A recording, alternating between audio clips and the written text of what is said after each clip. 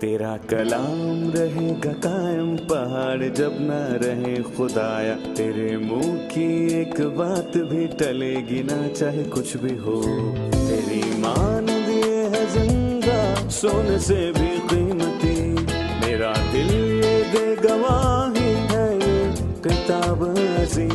नाज़िल करे अपना कलाम, शिकस्ता दिलों को सुकून मिले, तारीखी दूर हो मेरी राहें रोशन कर। दिल अपना कलाम कसरत से ए खुदा बदल दे, रिहाई दे कसरत से फल में नाम। कलाम रहेगा कायम पहाड़ जब ना रहे खुदाया, तेरे मुंह की एक बात भी टलेगी ना चाहे कुछ भी हो। अजीज नाजरीन, मैं अयाद ज़रीफ आप तमाम देखने वालों को हमारे रोज़ के बाइबली मुतालियाती प्रोग्राम की नई किस्त में खुशामदीद कहता हूँ। और जैसा कि आप जानते हैं कि इस प्रोग्राम में हम बाइबल मुक़द्दस की तमाम किताबों का मुकम्मल मुतालिया पेश कर रहे हैं। और आज के प्रोग्राम में हम नहमिया की किताब के 10वें, 11वें, 12वें और फिर 13वें बाब का मुतालिया करेंगे। और आज की किस्त में हम नहमिया की किताब का मुतालिया मुकम्मल करेंगे, जो अहद कदीम की तारीखी कुतब में से एक है। मेरी दुआ है कि जो कुछ हमने इस किताब से सीखा वो आप सबों की ज़िंदगी पर भरपूर असरअंदाज हो और आप सबकी ज़िंदगी में बहाली लाए और खुदावंद आपकी अमली ज़िंदगी से खुश और मुतमईन हो और आप सबों को बरकत दे। प्रोग्राम को शुरू करने से पहले मैं खुदा के खादमीन का खैर मकदम करूंगा। भाई इसहाक खुशामदीद। बहुत शुक्रिया। भाई नहमिया खुशामदीद। शुक्रिया भाई। और स्टूडियो में आए दीगर मेहमानों को भी खुशामदीद। भाई इसहाक नहमिया की किताब के 10वें बाब में उनका जिक्र है जिन्होंने अहद बांधा, लेकिन जहां तक हम जानते हैं ये अहद बाद में टूट गया। लिहाजा आप हमें एक और अहद के बारे में बताइए जो ना कभी टूटा और ना ही टूटेगा। भैया याद, हमने पिछली किस्त में कहा कि हर वो अहद जिसमें इंसान शामिल था वो अहद नाकाम हुआ, क्योंकि इंसान नाकाम हुआ है। मूसा के दिनों में हुरब के पहाड़ पर हुए अहद से लेकर हिजकिय्याह और आसा और यहाँ तक कि नहमिया और अज़रा के आयाम में होने वाले अहद भी टूट गए और नए अहदनामा में होने वाला अहद नहीं टूटा। उससे बेहतर अहद का दरमियानी ठहरा जो बेहतर वादों की बुनियाद पर कायम किया गया है। इस अहद में मसीह शामिल है, उसने हमें इससे बरी किया। ये अहद मसीह और खुदा के बीच है। ये अहद मसीह ने खुद बांधा और उस बुनियाद पर सलीब पर किए काम पर मसीह का खून अब्दी अहद है। ये उस अहद की मोहर है जो मसीह के कामिल काम में मेरे ईमान के जरिया बांधा गया। मैं इस अहद में फरीक के तौर पर नहीं हूँ, पर मैं इस अहद की बरकत पाता हूँ क्योंकि मेरा ईमान खुदावंद यीशु मसीह पर है जिसने उसकी ज़मानत दी। मुझे वो अजीम बरकत मिली जो पुराने अहद में नहीं मिली, जिसने हमको मसीह में आसमानी मुकामों पर हर तरह की रूहानी बरकत बख्शी। ये बेहतर अहद है जो बेहतर इंसान यानी मसीह के ज़रिए कायम हुआ और उसकी बुनियाद बेहतर अहद का खून है। उसकी सब चीज़ें बेहतर हैं। जब मैं ईमान से उसकी बरकत पाता हूँ तो रूहुल कुद्स की मोहर आती है और इस अहद पर भी मोहर है। और देखें, उसकी बुनियाद बेहतर अहद का खून है। तो जब मैं ईमान से उसकी बरकत को पा लेता हूँ तो रूहुल कुद्स की मोहर आती है। लिहाजा इस अहद पर भी मोहर है। जी, लेकिन 10वें बाब में जो अहद है उस पर मोहर 22 काहिनों ने और 17 लावियों और 40 से ज़्यादा उम्रा ने लगाई, पर खुदा का पाक रूह एक इलाही शख्सियत है। कलाम मुकद्दस में इफ्सियों के खत में लिखा है, उस पर ईमान लाए एक मौजूदा रूह की मोहर लगी तो पाक रूह की एक मोहर है। पाक रूह की मोहर अज़रा और नहमिया ने अहद पर मोहर लगाई। शायद ये अहद जारी रहता या फिर टूट जाता। वक्त ने साबित किया कि इंसान का क्या हुआ, काम नाकाम रहा। पर जब खुदा मोहर लगाए तो उसका क्या मतलब है? रूहुल कुद्स की मोहर के क्या मायने हैं? कम से कम ये 4 चीज़ें। पहली चीज़ कि ये अहद एक कामिल अहद है और इसमें कोई कमी नहीं। किसी हुकूमती दस्तावेज पर सारे दस्तखत होने के बाद ही मोहर लगाई जाती है। और देखें, मोहर का मतलब है कि अब मजीद दस्तखत की ज़रूरत नहीं है। रूहुल कुद्स की मोहर का मतलब है हमें आसमान पर जाने के लिए और किसी चीज़ की ज़रूरत नहीं है और कुछ भी करने की ज़रूरत नहीं है कि खुदावंद हमें कबूल करे। ये मामला तय शुदा है। مسیح پر ایمان لا کر ہم اس عہد میں شامل ہو چکے ہیں۔ تو پہلی چیز کاملیت ہے، دوسری چیز ہے ضمانت۔ روح القدس ہمارے لیے ضمانت ہے، کس بات کی؟ اس بات کی کہ ہم آسمان پر مسیح کی بدن کی صورت لیں گے اور ہم اخلاقی طور پر مسیح کی مانند ہوں گے۔ جی بالکل، ہم اخلاقی طور پر مسیح کی مانند ہوں گے اور ہم خدا کے گھر میں ہوں گے اور ہمیشہ خداوند یسوع کے سامنے رہیں گے، اور ہماری ضمانت روح یہ القدس ہے۔ مستقبل کے لیے ہے۔ جی مستقبل کے لیے۔ اس ضمانت میں تیسری چیز بھی شامل ہے، کیونکہ روح القدس نے اس پر مہر کی، اور اس مہر کو کون توڑ سکتا ہے؟ اس کے لیے قدرت چاہیے۔ جب مسیح کو دفن کیا تو رومیوں نے پتھر پر رومی سلطنت کی مہر کی، اور اس کو توڑنے کے لیے قدرت چاہیے تھی۔ جی بالکل، اس کو توڑنے کے لیے قدرت چاہیے تھی۔ جی انہوں نے دعویٰ کیا کہ اس وقت زمین پر رومی سلطنت سے زیادہ طاقتور کوئی نہیں تھا، اور یہ سچ تھا۔ پر آسمان کے اختیار نے اس مہر کو توڑ ڈالا اور پتھر ہٹ گیا، اور دیکھا جائے مسیح کو پتھر کے ہٹائے جانے کی ضرورت نہیں تھی، کیونکہ وہ اس سے پہلے ہی جی اٹھا تھا۔ اور چوتھی چیز ہے ملکیت۔ روح القدس نے مجھ پر مہر کی، میں اپنے چھڑانے والے کا ہوں جس نے مجھے غلامی کی زمین کی بدی سے چھڑایا، میں اس کا ہوں جس نے مجھ پر مہر کی۔ اور یقین جانیں یہ سب سے بنیادی حق ہے، کیونکہ وہ میرا خالق ہے، اس نے میرا کفارہ دے کر مجھے چھڑایا ہے، اور اس عہد کی برکتوں کو پانا میری خوش بھائی، نصیبی میں نے ہے۔ آپ کی باتوں سے سیکھا کہ نئے عہد نامے یا نئے عہد پر پاک روح کی مہر ہے۔ مجھے اس کی برکتیں حاصل ہیں، مطلب کہ کام کی ضمانت اور کاملیت اور اس کی ملکیت۔ جس نے مجھ پر مہر کی، میں اپنے چھڑانے والے کا ہوں۔ کیا یہ درست ہے؟ بھائی نہیمیہ 11ویں باب میں یروشلم میں رہنے والوں کی فہرست ہے۔ میں جاننا چاہوں گا کہ وہ کس اصول کی بنیاد پر یروشلم میں بسے۔ یہ فہرست ان کی ہے جو یروشلم میں بسے، اور اس فہرست میں خداوند نے ان کا نام لکھا جو ذمہ داری سے یروشلم میں بسنے کے لیے آئے، اور لوگوں کے سردار یروشلم میں رہتے تھے۔ لوگوں کے عمرہ اپنی مرضی سے یروشلم رہنے آئے، اور باقی لوگوں نے کرے ڈالے کہ ہر 10 شخصوں میں سے ایک کو شہر مقدس یروشلم میں بسنے کے لیے لائیں اور 9 باقی شہروں میں رہیں۔ آخر کیوں؟ کیا یروشلم میں رہنا اعزاز یا پھر ذمہ داری کی بات تھی؟ ذمہ داری تھی۔ اعزاز بھی، کیونکہ وہ خدا کے گھر کے قریب تھے، اور میں کہوں گا کہ وہ اس کی خدمت کر رہے تھے۔ پر بحالی کے لیکن وقت یہاں رہنا ایک ذمہ داری تھی۔ جی بالکل صحیح۔ اور یروشلم کا شہر بہت پرجوش تھا، اور اس میں خطرہ تھا کہ کہیں دشمن اس پر حملہ نہ کر دیں، تو یروشلم کے لوگ ہمیشہ دفاع کے لیے تیار تھے، اور یہ ایک تجارتی شہر بالکل نہیں تھا، اور اس میں رہنے والوں کا رجحان کاروبار کی طرف نہیں تھا، پر میں کہوں گا وہ خدا کے حکم سے راضی تھے، اور وہ اس شہر میں رہے جہاں اس کا نام پکارا جاتا تھا۔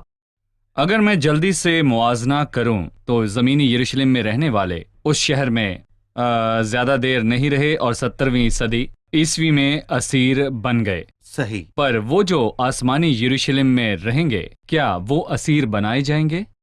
میں بتانا چاہوں گا کہ آسمانی یروشلم کیا ہے۔ یہ خدا اور اس کے لوگوں کا مسکن ہے، اور وہ ان کے ساتھ سکونت کرے گا، اور بائبل اس کے بارے میں کہتی ہے کہ کلیسیا خدا کا گھر ہے، اور اب خدا کا روح کلیسیا میں بستا ہے۔ اور کلیسیا میں شامل ہونے کے لیے کس قابلیت کا ہونا بہت ہی ضروری ہے، اور اعمال کے 2 باب میں لکھا ہے، اور جو نجات پاتے تھے ان کو خداوند ہر روز ان میں ملا دیتا تھا، اور جیسے ہی کوئی شخص مسیح کو اپنا نجات دہندہ قبول کرے، پاک روح اس پر مہر کرتا ہے، اور خدا کا روح اس میں بستا ہے، اور وہ خدا کے گھر یعنی کہ کلیسیا میں شامل ہوتا ہے۔ یہ ابدی شمولیت ہے۔ خدا نے کہا، میں اس پتھر پر اپنی کلیسیا بناؤں اپنی گا۔ کلیسیا بناؤں گا، اور عالم روا کے دروازے اس پر غالب نہ آئیں گے۔ اور یوحنا 27:10 میں ایمانداروں کے لیے انفرادی طور پر واضح لکھا ہے کہ میری بھیڑیں میری آواز سنتی ہیں، اور میں انہیں جانتا ہوں، اور وہ میرے پیچھے پیچھے چلتی ہیں، اور میں انہیں ہمیشہ کی زندگی بخشتا ہوں، اور کوئی انہیں میرے ہاتھ سے چھین نہ لے گا، اور میرا باپ جس نے مجھے وہ دی ہیں سب سے بڑا ہے، اور کوئی انہیں باپ کے ہاتھ سے چھین نہیں سکتا۔ وہ ہمیشہ وہاں رہتی ہیں۔ جی صحیح۔ ہم ایک وقفے کے بعد مہمانوں کے سوالات کے ساتھ حاضر ہوں گے۔ ناظرین، ایک چھوٹے سے وقفے کے بعد دوبارہ حاضر ہوں گے۔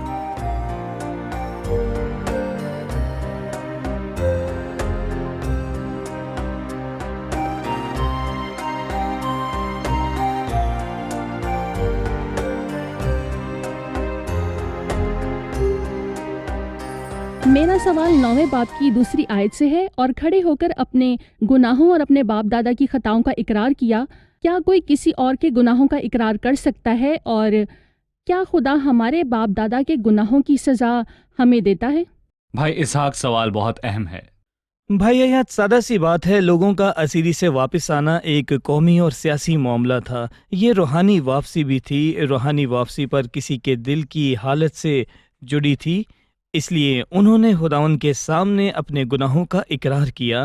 पर कुछ लोगों के लिए तारीखी तौर पर ये एक कौमी मामला था। ये तारीख इब्राहिम से शुरू हुई और उन्होंने 9वें बाब में खुदा के कामों का जिक्र किया जो उसने अब्राहम के चुने जाने के दिन से आज तक की तारीख में किए थे। वो क्या कहना चाहते हैं कि उनके बाप दादा और उन्होंने गुनाह किया, पर खुदा अपने सब कामों में रास्त ठहरा, इसलिए उन्होंने अपने बाप दादा की खताओं का इकरार किया और जिससे आज वो इस हाल में पीछे हैं। उनको अपने और अपने बाप दादा के गुनाहों की जी सजा बिल्कुल, अपने मिली। बाप दादा के गुनाहों की वजह से। पर क्योंकि ये एक कौमी मामला था तो उन्होंने तारीख के सब गुनाहों का इकरार किया। ये इनफरादी तौर पर इकरार करने से मुख्तलिफ है। मैं अपने बाप दादा या उनके गुनाहों का इकरार नहीं कर सकता, नहीं, खुदा के साथ इनफरादी रिश्ता में हर एक अपने गुनाहों का इकरार करता है। सही। सवाल का दूसरा हिस्सा है, क्या खुदा तीसरी चौथी पुश्त तक बाप दादा के गुनाहों का बदला देता है? जो मुझसे अदावत रखते हैं उसका क्या मतलब है? देखें, जब तीसरी और चौथी नस्ल भी वही बदी करे तो खुदावंद बदला देता है। जब नस्लें भी अपने बाप दादा के गुनाह दोहराएं तो उनकी इलाही सज़ा मिलेगी। ये उनके और उनके गुनाहों का नतीजा है। भाई आयात एक सबूत कुरह की मिसाल है। वो बगावत से हलाक हुआ पर उसके छोटे बच्चे जिंदा रहे। बाद में कुरह के बेटे ने हमदो सना भी की। उनके नाम से 11 ज़बूर हैं।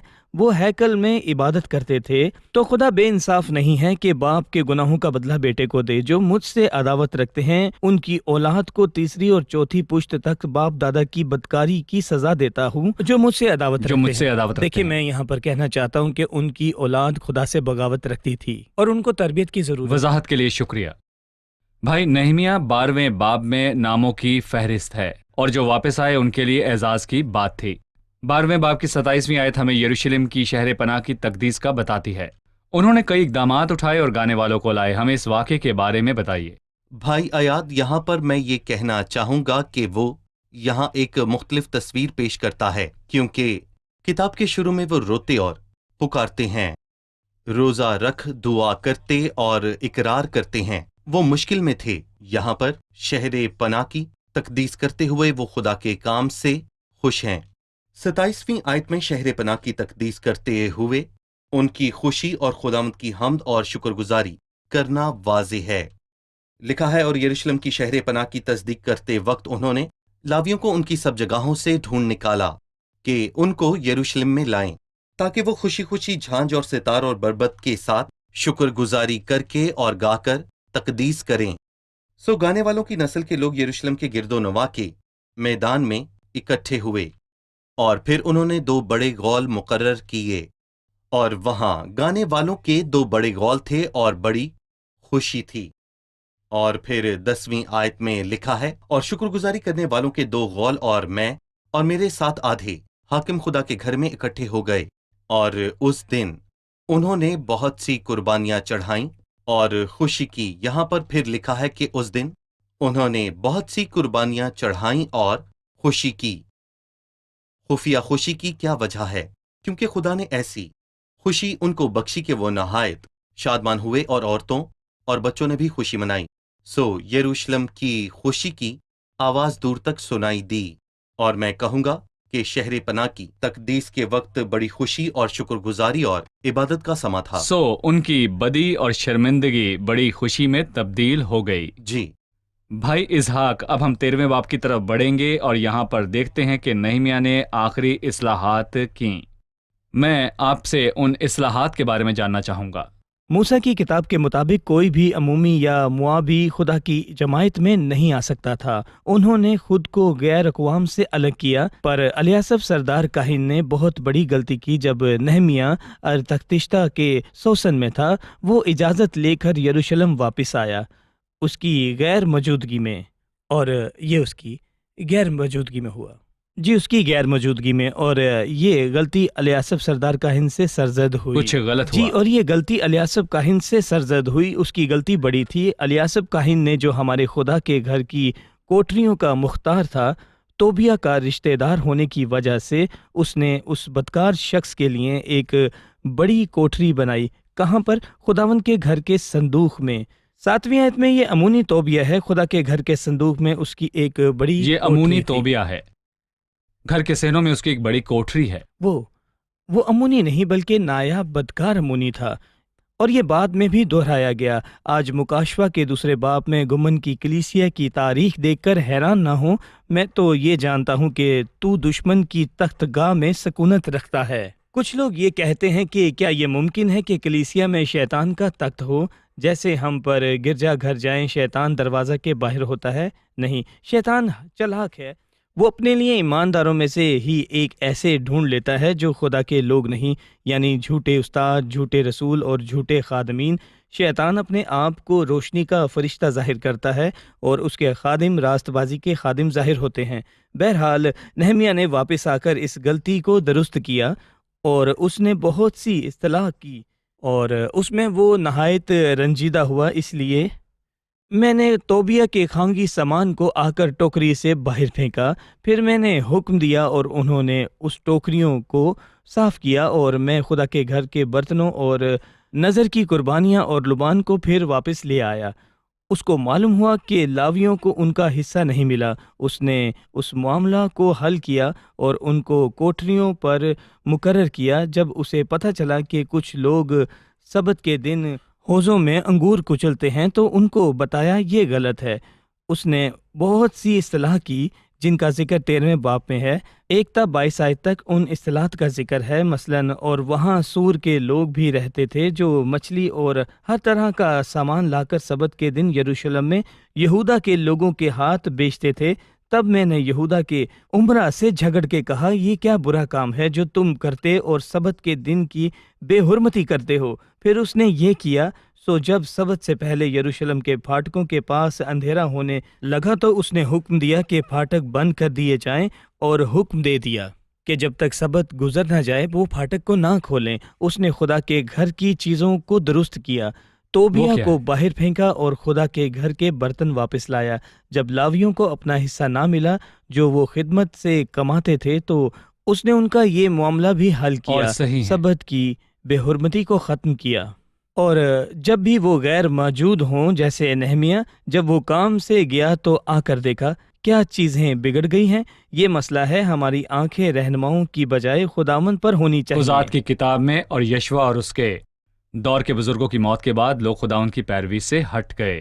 بالکل. اگر با اثر رہنما نہ ہو تو لوگ پھر جاتے ہیں. اس کے 2 معنی ہیں کہ لوگوں کی آنکھیں خدا کی بجائے ان رہنماؤں پر تھیں اور جب تک خدا ایک عظیم رہنما نہ بھیجے ہم مشکلوں میں پڑے رہیں گے. کیوں؟ تاخیر کے بغیر وہ توبہ کرے.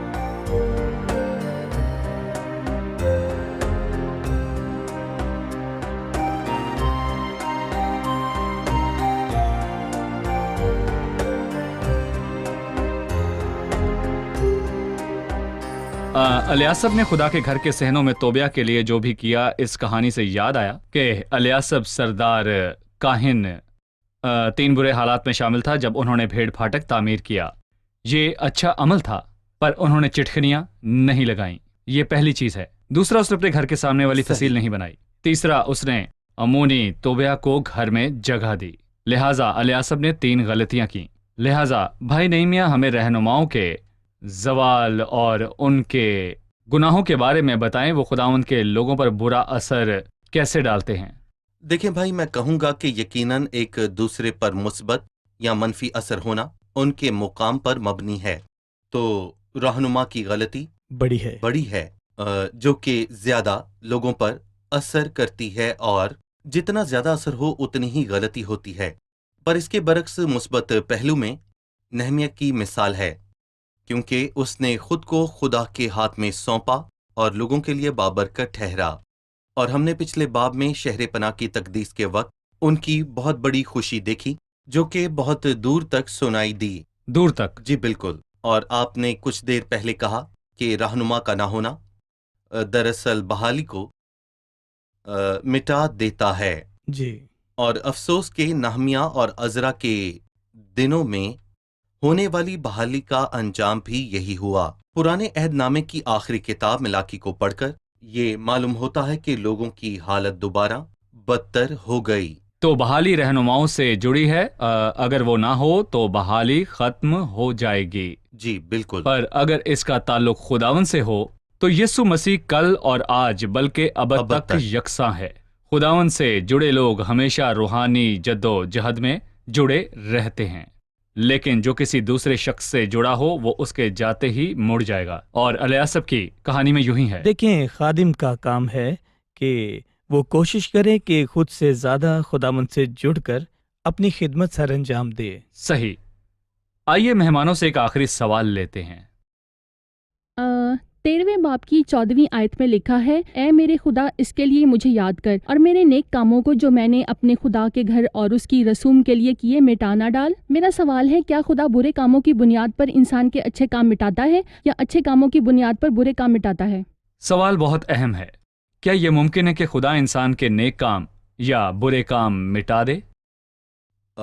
یہ شخص کون ہے؟ دراصل نہمیہ نے یہ کہا، وہ ایماندار اور خدا کا وفادار تھا، اور خدا محبت سے کیے ہوئے کام کو نہیں بھولتا۔ ایک پیالہ پانی پلانے کا اجر بھی ہرگز نہ کھوئے گا، اور مسیح کے تخت کے سامنے جس کسی نے بھی خداوند کے لیے کام کیا وہ اس کا اجر پائے گا، اور خداوند مقدسوں کی محنت کو نہیں بھولتا۔ لیکن میں پوچھنا چاہوں گا، کیا نیک کام برے کاموں کو مٹاتے ہیں؟ ہرگز نہیں۔ میں یوحنا بپتسمہ دینے والے کی مثال دیتا ہوں۔ خداوند یسوع نے اس کے لیے بہترین الفاظ تب کہے جب وہ کمزور تھا، اور جس مسیح کی وہ گواہی دیتا تھا اسے اس پر شک جی۔ تھا۔ اس سے پچھاوا بھیجا کہ آنے والا تو ہی ہے یا ہم دوسرے کی راہ دیکھیں۔ اس وقت مسیح نے یوحنا بپتسمہ دینے والے کے لیے خوبصورت الفاظ کہے، جو عورت سے پیدا ہوتے ہیں ان میں یوحنا بپتسمہ دینے والے سے بڑا کوئی بھی نہیں ہوا۔ سو خداوند محبت سے کیے ہوئے کام اور ایمانداروں کی لگن کو کبھی بھی نہیں بھولتا۔ دوسری طرف اگر گناہگار یہ چاہے کہ اس کے نیک کام اس کے برے کاموں کو مٹا دیں تو یہ ایک بڑا موضوع ہے، کیونکہ گناہگار مرد اور ناپاک تو نیک کام کہاں سے لائیں گے؟ انسان ظاہری صورت کو دیکھتا ہے پر خدا دل پر نظر کرتا ہے، اور جب خداوند اس کے دل کو دیکھتا ہے کہ گناہ کی ناپاکی کے علاوہ کچھ نہیں، تو دیکھیں میں یہ کہوں گا کہ ایک گناہگار نیک کام کرنے کے قابل بالکل نہیں ہے، اور اگر وہ کرے بھی تو وہ اس کو کمزوری اور ناکامی سے کرے گا۔ اگر وہ اپنے کیے ہوئے گناہوں کا اندازہ لگائے جو اس نے لامحدود خدا کے خلاف کیے ہیں، تو میں کہوں گا کہ محدود چیزیں لامحدود کو مٹا نہیں سکتی۔ یہ سچ ہے۔ نہ لامحدود محدود کو، جی یہ نہیں ہو سکتا۔ خداوند آپ دونوں کو بہت بہت بہت برکت دے۔ عملی الفاظ کہے منطقی سوچ رکھنے والا انسان یہ سمجھ جائے گا کہ برا کام اس لیے نہیں مٹ سکتا کہ اب وہ نیک کام کرتا ہے، کیونکہ خدا جانتا ہے کہ برے دل سے کچھ اچھا نہیں نکل سکتا، لہٰذا ہم سب کو اچھا سوچنا بھائی چاہیے۔ ایاد مزید لکھا ہے کہ گناہ کی اجرت کام موت نہیں۔ ہے، اور اگر صحیح۔ میں نیک کام کروں تو مجھے مزید فائدہ نہیں تو ہوگا۔ مجھے مزید فائدہ جی نہیں بالکل۔ ہوگا۔ ناظرین، آج کی قسط اور اس کتاب کے اختتام پر ہم پہنچ چکے ہیں، اور مجھے امید ہے کہ نہمیہ کے 12 ابواب کے مطالعے سے آپ کو عملی سبق حاصل ہوا ہوگا۔ تو مہمانوں سے پوچھتے ہیں انہوں نے کیا سیکھا۔ ہم نے سیکھا کہ ہمیں اپنی آنکھیں رہنماؤں پر نہیں بلکہ صرف خداوند پر لگانی ہیں، کیونکہ رہنماؤں کا نہ ہونا نقصان دہ ہے، اور رہنما بھی انسان ہیں جو غلطی کر سکتے ہیں، اس لیے ہم اپنی آنکھیں خداوند پر رکھیں۔ مجھے اس بات نے متاثر کیا کہ ہمیں دعا گو بننا ہے، اور دوسری چیز کہ ہماری ناکامی اور خطاؤں کے بعد بھی خدا ہمیشہ وفادار خدا رہتا ہے۔ خدا ہی ہماری ساری لگن اور محبت کے لائق ہے۔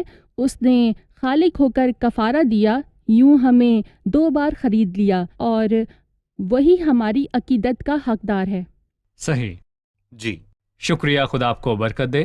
آپ کے ساتھ مطالعہ کر کے بہت خوشی ہوئی۔ خدا کے فضل سے نئی قسط میں نئی کتاب کے ساتھ دوبارہ ملیں گے۔ خادمین کا بھی شکریہ، خداوند آپ جی کو بہت برکت شکریہ۔ دے۔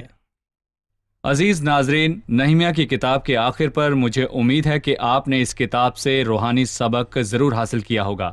عزیزو، ایسا کون سا شخص ہے جو ہر دور میں ناکام رہا ہو اور اس نے اپنی ذمہ داری نہ پوری کی ہو؟ خدا اس ناکام شخص کو اپنی کثرت کے دائرے میں لے آتا ہے، اور جو ناکام انسان خداوند کی خوشی کے لیے کچھ نہیں کر پاتا تو وہ اسے ابدی زندگی بخشتا ہے۔ جب آپ مسیح کو اپنا شخصی نجات دہندہ قبول کرتے ہیں تو آپ خدا کی زندگی پاتے ہیں، اور یوں آپ اس کے ساتھ رابطہ رکھ کر اسے سمجھتے ہیں اور دعا کر کے اپنی روح سے گواہی دیتے ہیں کہ آپ خداوند یسوع مسیح کے بچے ہیں۔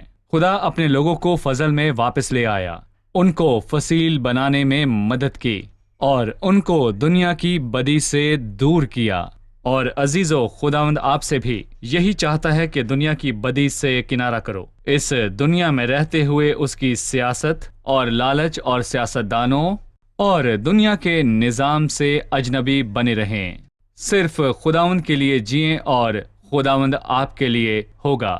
اگلی قسط میں نئی کتاب کے ساتھ حاضر ہوں گے۔ خدا کے فضل سے ہم اگلی قسط میں پولس رسول کا کرنتھس کے نام دوسرا خط شروع کریں گے، لہٰذا آپ سب تیار رہیے، تو آپ سے اگلے پروگرام میں ملاقات ہوگی۔ خداوند آپ کو برکت دے۔ تیرا کلام رہے گا قائم، پہاڑ جب نہ رہے خدایا، تیرے منہ کی ایک بات بھی ٹلے گی نہ، چاہے کچھ بھی ہو۔ تیری مان دیے ہے زندہ، سونے سے بھی قیمتی، میرا دل یہ دے گواہی ہے، یہ کتاب عظیم نازل کرے اپنا کلام، شکستہ دلوں کو سکون ملے، تاریکی دور ہو میری راہیں روشن کر، دل اپنا کلام کثرت سے اے خدا بدل دے، رہائی دے کثرت سے پھل میں نام، کلام رہے گا قائم، پہاڑ جب نہ رہے خدایا، تیرے منہ کی ایک بات بھی ٹلے گی نہ، چاہے